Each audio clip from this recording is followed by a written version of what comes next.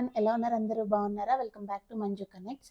So thumbnail చూస్తే మీకు అర్థమైపోయి ఉంటుంది కదా ఈ వీడియో టాపిక్ ఏంటి అనేసి. నేనైతే నా బ్రెస్ట్ ఫీడింగ్ జర్నీలో బ్రెస్ట్ పంప్ చేసిన తర్వాత ఎక్స్ట్రా ఉన్న మిల్క్ని ఎలా స్టోర్ చేసుకున్నాను అనేది ఈ వీడియోలో నేను మీతో షేర్ చేసుకుంటాను. సో నోట్ ఏంటి అంటే, నేను ఏ డాక్టర్ని కాదు, ఏ న్యూట్రిషనిస్ట్ని కానీ ఏమీ కాదు, జస్ట్ నా ఎక్స్పీరియన్స్ని నేను మీతో షేర్ చేసుకుంటున్నాను. సో దట్ ఎవరికో ఒకరికి ఉపయోగపడుతుంది కదా అనేసి. ఎస్పెషల్లీ నేను ఈ వీడియో చేయడానికి కారణం ఏంటి అంటే, ఇంతకు ముందే నా ఛానల్లో మీరు చూసినట్టయితే కనుక బేబీకి సంబంధించినవి అంటే డైపర్స్ కావచ్చు, క్లాత్ డైపర్స్, అలానే నేను బ్రెస్ట్ పంప్ యూస్ చేశాను నా బ్రెస్ట్ ఫీడింగ్ జర్నీలో. అది ఎలాగా యూస్ చేశాను ఏంటి, అండ్ బ్రెస్ట్ పంప్ని అండ్ ఫీడింగ్ బాటిల్స్ని ఎలా క్లీన్ చేసుకోవాలి అనేది ఇలాంటి టాపిక్స్ మీద ఎక్కువ వీడియోస్ చేశాను అనమాట.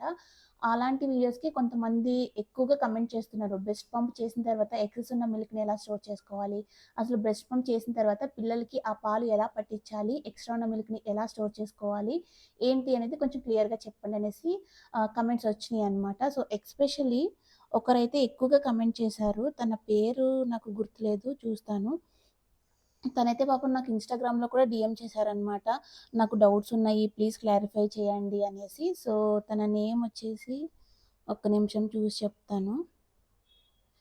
తన కోసమే నేను ఈ వీడియో అయితే చేస్తున్నాను అనమాట. పాపం చాలా అడిగారనమాట, నేను అన్నిటికీ రిప్లై ఇవ్వలేను కదా. సో చాలా క్వశ్చన్స్ అడుగుతున్నారు, నేను అన్నిటికీ రిప్లై ఇవ్వలేను కాబట్టి నేను నాకు తెలిసింది అండ్ నేను ఎలాగ మా బాబుకి పాలు గురించి ఎలా రీసెర్చ్ చేశాను, ఎలాగ మిల్క్ స్టోర్ చేసుకునేదాన్ని అని చెప్పేసి ఈ వీడియోలో అయితే చెప్దాం అనుకుంటున్నాను. సో కమెంట్ చేసిన ఆవిడ పేరు వచ్చేసి దివ్య బొబ్బే కాదు, చాలామంది కమెంట్ చేశారు, ఆవిడ పేరు నాకు గుర్తు రావట్లేదు, కానీ ఆవిడ పేరైతే నాకు తెలియట్లేదు. ఇక్కడ డిఫరెంట్ కమెంట్స్ ఉన్నాయి. సో ఇంకా అదైతే వదిలేద్దాం.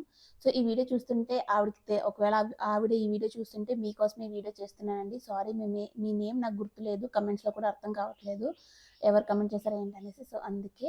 సో ఇప్పుడైతే మనం టాపిక్లోకి వెళ్ళిపోదాం ఎక్కడ డిలే చేయకుండా.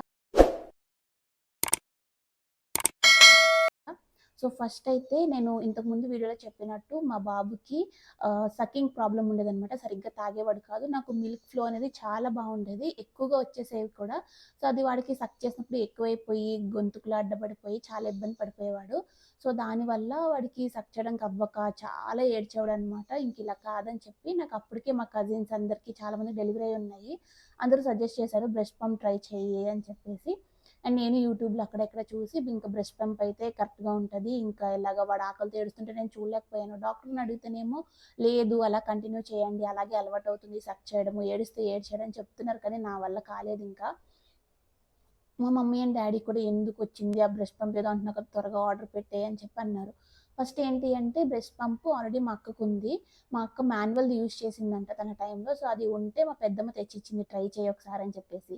దాంతో ఏంటంటే మనకి ఇంతకుముందు నేను బ్రెస్ట్ పంప్ చేశాను కదా, ఎలా యూజ్ చేసిందో ఆ వీడియోలో చెప్పాను చూడండి. సో మనము చేతితో ప్రెస్ చేయాలన్నమాట, బాల్ ఉంటుంది. సో దాన్ని చేతితో ప్రెస్ చేయాలి, సరిగ్గా ప్లేస్ చేయకపోతే మన నిప్పుల మీద ఎంత మనం ప్రెస్ చేసినా కానీ పాలు అనేవి రావు. మనం నీట్గా పెట్టాలి, దానికి ఉన్న పార్ట్స్ అన్నీ కూడా ఏది మిస్ చేయకుండా. అండ్ దానికి ఉన్న పంప్ సక్కింగ్ ఉంటుంది కదా, అది కూడా మన బ్రష్ మీద నీట్గా కరెక్ట్గా ప్లేస్ చేసుకుని హ్యాండ్తో పంప్ చేస్తేనే పాలు అనేవి వస్తాయి అన్నమాట. సో అది యూజ్ చేశాను, అది మా వల్ల కాలేదు. రీజన్ ఏంటి అనేది నేను ఆ వీడియోలో చెప్పాను క్లియర్గా. అండ్ నెక్స్ట్ నేను ఎలక్ట్రికల్ది కొనుక్కున్నా, అది ఎలా యూజ్ చేశాను అండ్ అనేది కూడా నేను కింద ట్యాగ్ చేస్తాను, మీకు కావాలంటే డిస్క్రిప్షన్లో చెక్అవుట్ చేయండి, ఆ వీడియోలో క్లియర్గా ఎక్స్ప్లెయిన్ చేశాను. సో ఇంకైతే ఈ వీడియో టాపిక్లోకి వచ్చేస్తే, సో బెస్ట్ పంప్ చేసిన తర్వాత వచ్చిన మిల్క్ని ఎలా స్టోర్ చేసుకోవాలి. సో నేనైతే సింపుల్గా చెప్పేస్తాను, నేను ఎలా చేశాను అనేది చెప్తాను. సో నేను కూడా గూగుల్లో చూసిన తర్వాతే ఇవన్నీ తెలుసుకున్నాను అనమాట. నేనైతే ఏ యూట్యూబ్ వీడియోని ఫాలో అవ్వలేదు, జస్ట్ గూగుల్ని ఫాలో అయ్యాను. బికాజ్ యూట్యూబ్లో ఒక్కొక్కరు ఒకలా చెప్తున్నారు, ఇంక ఇదంతా కాదని నేను గూగుల్ని ఫాలో అయిపోయా. సో ఫస్ట్ అయితే నేను ఇంకా ఎక్కువ బ్రెస్ట్ పంప్ మీద డిపెండ్ అయిపోయాను అనమాట. ఫుల్గా నాకు పాలు బాగా వచ్చేసేవి, గెడ్డలు కట్టేసేవి. ఇంక ఇలా కాదని చెప్పి బ్రెస్ట్ పంప్ చేయడం స్టార్ట్ చేశాను కాబట్టి. అండ్ బ్రెస్ట్ పంప్ అయితే బాగా చేసేదాన్ని అనమాట, ఎవ్రీ 2 అవర్స్కి కూడా బ్రెస్ట్ పంప్ చేసేదాన్ని. ఇది కూడా డౌట్ అడిగారు, ఎన్నిసార్లు బ్రెస్ట్ పంప్ చేయాలి, బ్రెస్ట్ పంప్ చేస్తేనే పాలు వస్తాయా, పాలు బాబు తాగితే పాలు రావా, ఏవేవో క్వశ్చన్స్ అడుగుతున్నారు. సో నేనేంటి క్లియర్గా చెప్తాను చూడండి. మనము మన బ్రెయిన్లో కొన్ని కనెక్షన్స్ ఉంటాయంట మన బ్రెస్ట్కి బ్రెయిన్కి మధ్యలో. సో ఇక్కడ మనకి సక్కింగ్ జరిగితేనే ఇక్కడ పాలు వస్తాయి, పాలు ఇవ్వాలి, బేబీ ఫీడ్ తీసుకుంటుందని చెప్పి బ్రెయిన్ నుంచి రిలీజ్ అవుతుందంట. అదంతా నాకు క్లియర్గా నేను ఎక్స్ప్లెయిన్ చేయలేను, సైన్స్ లాగా నాకు తెలిసింది సింపుల్గా చెప్పేస్తున్నా.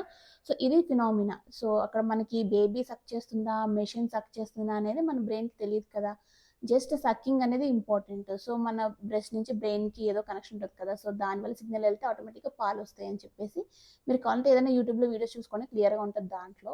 సో అలా అనమాట. సో ఇప్పుడు మనకి బాబు తాగట్లేదు, మన పిల్లలు తాగట్లేదు, సో మనం ఏం చేయాలి, బ్రెస్ట్ పంప్ యూస్ చేస్తున్నాము, అది కూడా సక్ చేసి మిల్క్ని ఎక్స్ప్రెస్ చేస్తుంది కదా. సో అలాగా మనము ఇక్కడ కంప్లీట్గా బ్రెస్ట్ పంప్ మీద డిపెండ్ అయిన వాళ్ళు ఏం చేయాలంటే డైలీ అట్లీస్ట్ 2 అవర్స్కి ఒకసారి పంప్ చేస్తూనే ఉండండి. మిల్క్ తక్కువగా ఉన్నాయి, రావట్లేదు అనుకున్న వాళ్ళు కూడా మంచి ఫుడ్ తీసుకోండి, protein rich food, fibre rich food తీసుకోండి. అండ్ మరీ బ్రెడ్, రస్క్ ఇలాంటివి తింటారు, అలాంటివి కాదు. రాగి జావా, సజ్జ రొట్టి, జొన్న రొట్టి, ఎక్కువ వెజిటేబుల్ కర్రీస్ అండ్ ఎగ్స్, బాదం ఇలాంటివన్నీ తీసుకోండి. అండ్ నెక్స్ట్ వచ్చేసి పంపింగ్ కూడా ఎవ్రీ 2 అవర్స్కి ఒకసారి చేస్తూ ఉండండి. మనం ఎంత పంప్ చేస్తుంటే మన బ్రెయిన్కి అంత మంచి సిగ్నల్ వెళ్ళి ఓకే వీళ్ళు పాల కోసం చూస్తున్నారు, పాలు రావాలని చెప్పి సిగ్నల్ ఉంటుందంట. సైన్స్ ప్రకారం నేనేం ఊరికే ఏదో పెద్దోళ్ళు చెప్తారు కదా అన్నట్టు చెప్పట్లేదు, అలా ఆ విధంగా చెప్పట్లేదు, సైన్స్ ప్రకారమే ఇదంతా కూడా. కనెక్షన్స్ ఉంటాయి అండ్ సిగ్నల్ వెళ్తుంది మన బ్రెయిన్కి, పాలు రిలీజ్ చేయాలి, మన బాడీలో పాలు ప్రొడ్యూస్ అవ్వాలి సో అని చెప్పి. సో అలాగా మనం పంప్ని ఎవ్రీ 2 అవర్స్కి ఒకసారి పంప్ చేస్తూ ఉండాలి. అండ్ పిల్లలకి కూడా ఏ మంత్కి ఎన్ని పాలు పట్టించాలనేది నేను ఇంకొక వీడియో చేస్తాను క్లియర్గా. సో ఈ వీడియో జస్ట్ స్టోరేజ్ గురించి చెప్తాను. సో ఇంకా పాలు అలా ఎవ్రీ 2 అవర్స్కి ఒకసారి మనం పంప్ చేస్తూ ఉండాలన్నమాట. బేబీ తాగినంత తాగిన తర్వాత మిగిలినవి ఏం చేయాలి. సో ఇక్కడ ఫస్ట్ వచ్చేసి మన బ్రెస్ట్ పంప్ని ఎక్స్ప్రెస్ చేయగానే ప్యాకెట్స్ దొరుకుతాయి మనకి, అమెజాన్, ఫ్లిప్కార్ట్లో ఉంటాయి, స్టోరేజ్ బ్యాగ్స్ ఏవో ఉంటాయి, నేనైతే యూజ్ చేయలేదు. కానీ మీకు కావాలి, ఎక్కువ పాలు ఉన్నాయి, మీరు ఎక్కువ రోజులు ఫ్రీజ్ చేసుకుని స్టోర్ చేసుకోవాలి, 6 మంత్స్ 1 ఇయర్ అనుకున్న వాళ్ళు అలాంటి ప్యాకెట్స్ అమెజాన్లో దొరుకుతాయి. నేను కావాలంటే ఇక్కడ ట్యాగ్ చేస్తాను చూడండి ప్రోడక్ట్, అండ్ ఇక్కడ ఫోటో డిస్ప్లే చేస్తాను చూడండి. సో ఆ ప్యాకెట్స్ దొరుకుతాయి, అందులో మనము పాలు పోసేసి వాటిని ఫ్రీజర్లో మళ్ళీ నార్మల్ ఫ్రిడ్జ్లో కాదు, ఫ్రీజర్లో పెట్టేస్తే 6 మంత్స్ 1 ఇయర్ వరకు కూడా ఆ పాలను మళ్ళీ మనం రీయూస్ చేసుకోవచ్చు. ఫ్రీజర్లో పెట్టేయాలి, తీయకూడదు, పదే పదే ఫ్రీజర్లో ఉండాలి. సో ఫ్రీజర్లో ఉంటే 6 మంత్స్ టు 1 ఇయర్ వరకు కూడా వాడుకోవచ్చు. నాకు తెలిసి 6 మంత్స్ అయితే ఫైన్ అనుకుంటున్నా.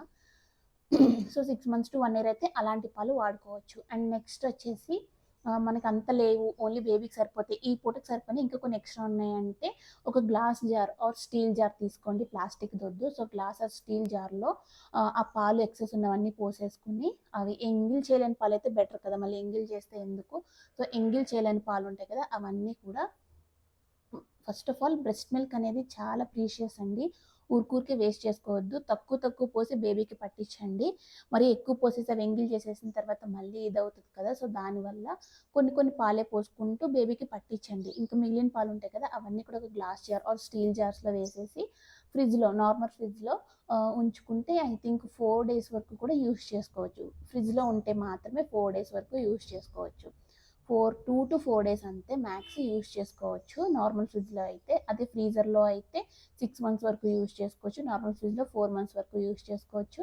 అండ్ రూమ్ టెంపరేచర్లో అంటే ఇప్పుడు మనము నెక్స్ట్ ఇంకొక 1 hourలో మళ్ళీ లేస్తాడు, ఇప్పుడు తాగుతాడు అనే ఉద్దేశం మీకు ఉంటే అట్లని రూమ్ టెంపరేచర్లోనే వదిలేయచ్చు, ఫ్రిడ్జ్లో వెంటనే పెట్టాల్సిన అవసరం లేదు. సో పెట్టేసుకుంటే రూమ్ టెంపరేచర్లో అయితే 4 hours వరకు అస్సలు పాడవకుండా ఉంటాయి అన్నమాట. మీరు పంప్ చేసిన తర్వాత ఒక 4 hours అలానే రూమ్ టెంపరేచర్లో వదిలేస్తే 4 hours వరకు కూడా వర్క్ అవుతాయి అవి పాలు, మనము పిల్లలకి పట్టించవచ్చు, నో ప్రాబ్లం. లేదు అనవసరంగా వేస్ట్ చేయడం ఇష్టం లేదంటే మనము ఫ్రిడ్జ్లో పెట్టుకుంటే 4 days వరకు యూస్ చేసుకోవచ్చు, ఫ్రీజర్లో పెట్టుకుంటే 6 months వరకు యూస్ చేసుకోవచ్చు, అంతే సింపుల్. ఇంకా నేనైతే ఎలా చేశాను అనేది చెప్తాను.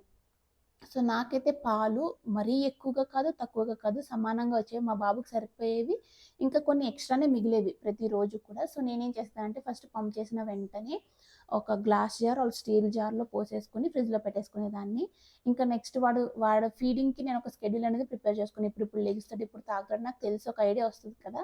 సో అలాగా వాడు లేచినప్పుడల్లా ఫ్రిడ్జ్లోంచి పాలు తీసుకునేదాన్ని కొన్ని, వాడు ఎంత తాగుతాడో నాకు తెలుస్తుంది కదా, దాన్ని బట్టి తీసుకొని ఫస్ట్ ఏం చేసేదానంటే, మీరు ఇంకొక డౌట్ ఇక్కడ క్లారిఫై చేస్తాను నేను, ఫ్రిడ్జ్ నుంచి తీసి డైరెక్ట్ పట్టియచ్చా అంటే పట్టించండి, దానివల్ల ఏ ప్రాబ్లం ఉండదండి. ఫ్రిడ్జ్లో పెరుగు తినకూడదు, ఐస్ క్రీమ్ తినకూడదు అంటారు, అదంతా కాదు. కానీ అది డిపెండ్స్. ఒక్కొక్కరికి ఒకలా ఉంటది. అదంతా నేను చెప్పలేను కానీ, సో, డైరెక్ట్‌గా ఫ్రిడ్జ్‌లోంచి తీసిన పాలు పట్టించొచ్చా అంటే పట్టించొచ్చు. No problem. లేదు అలాగ ఇష్టం లేదు మీకు అంటే, ఫస్టే ఒక చిన్న గిన్నెలో కొద్దిగా వాటర్‌ని వార్మ్ వాటర్ గోరువెచ్చటగా ఎచ్చబెట్టుకోండి. అది స్టవ్ ఆఫ్ చేసేయండి. నీళ్ళు మాత్రం గోరెచ్చగా ఉండాలి. సో, అప్పుడు మనం ఫ్రిడ్జ్‌లోంచి మన బేబీకి ఫీడింగ్ చేస్తాం కదా! ఆ బాటిల్‌లో మనకి కావాల్సినన్ని పోసుకొని, ఆ బాటిల్ తీసుకెళ్ళి ఆ గిన్నెలో స్టవ్ ఆపిన తర్వాతే పెట్టేస్తే అప్పుడేమవుతుంది, గోరువెచ్చని నీటి వేడికి అవి కొంచెం చల్లదనం అంతా పోయి కొద్దిగా వెచ్చగా అవుతాయనమాట. అప్పుడు తీసుకెళ్ళి మన బేబీకి పట్టించేయడమే. మేమైతే ఇలానే చేసేవాళ్ళము. అర్ధరాత్రి లేదు, పగలు లేదు, మిట్ట మధ్యాహ్నం లేదు. సో, నేను తీసిన పాలు తీసినట్టే ఫ్రిడ్జ్‌లో స్టోర్ చేసేసుకునేదాన్ని. ఏమో ఎక్కడ పాడైపోతాయో, తర్వాత మిల్క్ రాకపోతే ఈ మిల్కే కదా ఉపయోగపడతాయి. ఏమేమో ఇంకా మదర్ ఆ స్టేజ్‌లో బ్రెస్ట్ ఫీడింగ్ స్టేజ్‌లో ఉన్నప్పుడు పిచ్చి పిచ్చి ఆలోచనలన్నీ వస్తూ ఉంటాయి. ఏమో సడెన్‌గా అప్పుడు పాలెక్కువున్నాయి కదా అని అలా వదిలేస్తే నెక్స్ట్ ఫ్యూచర్‌లో కావాలంటే నెక్స్ట్ 2, 3 మంత్స్ తర్వాత పాలు రాలేదంటే అప్పుడు కావాలంటే ఉపయోగపడతాయి కదా! అలా ఇలా అని చెప్పి నేనేం చేసేదాన్ని, తీసిన పాలు తీసినట్టు ఫ్రిడ్జ్‌లో నేను గ్లాస్ ఆర్ స్టీల్ జార్స్‌లో స్టోర్ చేసేసుకొని, మా బాబు ఎప్పుడెప్పుడు లెగుస్తాడు, వాడికి ఎప్పుడెప్పుడు పాలు పట్టిస్తానో అప్పుడప్పుడల్లా తీసుకునేది. కొద్దిగా గోరువెచ్చని నీళ్ళు వెచ్చపెట్టుకుంటాం కదా గిన్నెలో. సో, స్టవ్ ఆపేసిన తర్వాత మనకి కావాల్సిన క్వాంటిటీ పాలు తీసుకున్నాక, ఆ గిన్నెలో పెట్టేసి అవి వెచ్చగా అయిన తర్వాత బాటిల్ తీసుకెళ్ళి మా బాబుకి పట్టించేదాన్ని. సో, నా బ్రెస్ట్ ఫీడింగ్ జర్నీ మొత్తం ఇలానే అయింది. అసలు వాడు నా దగ్గర పాలే తాగలేదనమాట. సో, ఇలాగా నేనైతే పాలు స్టోర్ చేసుకునేదాన్ని.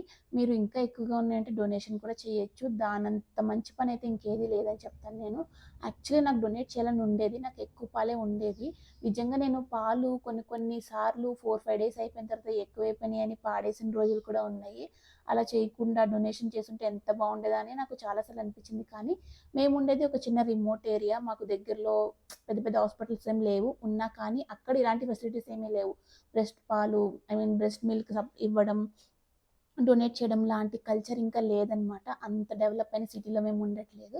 ఇంకెందుకులే అనేసి నేను ఎక్సెస్ ఉన్నవి వారానికొకసారి పాడేసేదాన్ని. లేదంటే సరిపోతే సరిపోయేవి, లేదంటే పాడేసేదాన్ననమాట. ఇలా చేసేవాళ్ళము. సో, బ్రెస్ట్ మిల్క్ అనేది చాలా ప్రీషియస్ కాబట్టి మీరు హైదరాబాద్, బెంగుళూరు లాంటి మెట్రో సిటీస్‌లో ఉంటే డొనేషన్ అనేది అక్కడ వెరీ కామన్ కాబట్టి మీరు try to donate your breast milk. So, ఎవరికో ఒకళ్ళకి చిన్న పిల్లలకి ఎవరికో ఒకళ్ళకి ఉపయోగపడుతది కదా!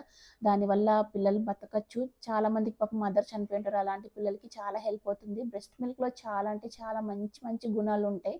అవన్నీ నాకు సైంటిఫిక్‌గా ఏంటేంటో పేర్లు తెలీదు కానీ, చాలా అంటే చాలా మంచిది పిల్లలకి. బ్రెస్ట్ మిల్క్ తాగిన పిల్లలు చాలా హెల్తీగా, ఆరోగ్యంగా ఉంటారు.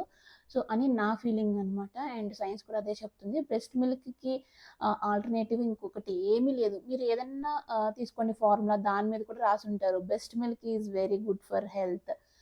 బ్రెస్ట్ మిల్క్ మించింది లేదు అని చెప్పి దాని మీద ఆల్రెడీ రాసే ఉంటది. నాకు క్లియర్‌గా గుర్తులేదు కానీ. సో, ఇలా అయితే నేను బ్రెస్ట్ పంప్ చేసిన పాలైతే స్టోర్ చేసుకొని మా బుడ్డోడికి పట్టించేదాన్ననమాట. అండ్ బాటిల్స్ అవి కూడా ఎప్పటికప్పుడు 2 డేస్‌కొకసారి జార్స్ మార్చుకుంటూ ఉండండి. క్లీన్ చేసుకుంటూ ఉండండి బెటర్ కదా!